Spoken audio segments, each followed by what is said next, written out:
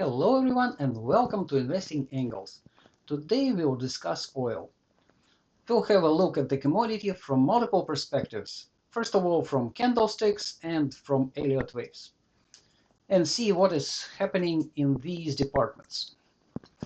But before we move on, please support our channel by subscribing to it and liking the content if you indeed like it. Alright, so that's the candle closure today, and it's quite interesting. First of all, the daily candle. The daily is, well, from the perspective of the candles, it is bullish, and there are no doubt about it.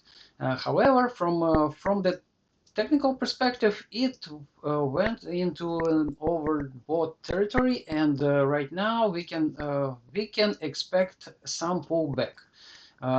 On the positive side, it is trading right now about the 200 days moving average, which is the red line, and the chances for a move higher should be significant. This is the 12-hour frame. So far, what we can see, it is an advanced block formation and with a slight risk of pulling back. And we also know that from the history perspective, to the 12-hour frame doesn't like to be overbought. So this is an RSI. It is in almost 80. Well, we'll see how it reacts to these conditions. And this is the 3-day frame which closed today, and you can see it was held by the 600-day moving average with the red line. And I am kind of curious whether this is kind of the same candle or similar candle that was formed in the beginning of October, and it triggered a strong decline after that. Well, we'll see how it moves today. So the risks are obviously there, and because oil is overbought right now at multiple frames, including the daily. And from the another candle perspective, this is the 10-day frame, which will be closing tomorrow. And I outlined this level here, 73.028, as an important line. If oil closes above this line tomorrow, it will form a bottom or even a double bottom, and the chances for it to move higher will be very good, very high. We'll see. We still have one day tomorrow, and if oil is meant to be bullish, it will stay above. If it falls more than 5% in one day, well, which is also possible, then the odds will return to the bearish side. All right, so let's move on and see what is happening right now with Elliott waves. So this is the Elliott wave that we discussed in our weekly report, and we are seeing that starting from September, the wave was corrective, and there's a possibility of forming a flag of some sort, like a bearish flag.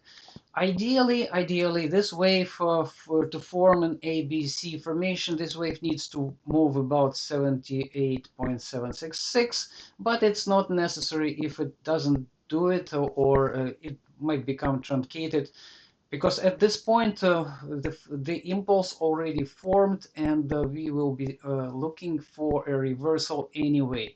The question is how big is the reversal going to be, and whether it moves just into the middle of this impulse and then reverses and continues on with it with an even stronger impulse, or this is going to be a decline, and oil will be seeking lower low below 65.5.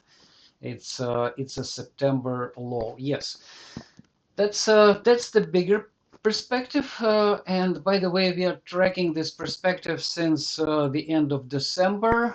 Those who were with us were able to capitalize on this fairly nicely. Okay, so let's move on and see what at the mini frames right now. So this is the impulse that we have been tracking since the beginning of December. So oil made 1, 2, 3, 4, potentially 5 wave in this rectangle. So it's getting closer. This is an ideal target. So it doesn't necessarily need to be there. But again, though this is getting close to an ideal target. So far, we're seeing that the oil developed an impulse, and it's close to forming another impulse. Whether it's going to be a diagonal type wave 5 or just a plain impulse, we don't know yet. Let's see how it develops, and let's have a look at the even smaller frame. What is happening right now at the smaller frame? There is a chance that this impulse of the bottom is already completed, and if we do it like this, 1, 2, 3, 4, and 5, we have a clean impulse here. And there is a possibility that this wave is complete, and it is right now working on its way down. And if this is the case, then oil formed a small impulse. This is a 3-minute frame, very small. The oil formed a very clean impulse down, wave 2, possible bounce, corrective bounce for sure, and another impulse down, which I marked here with 1.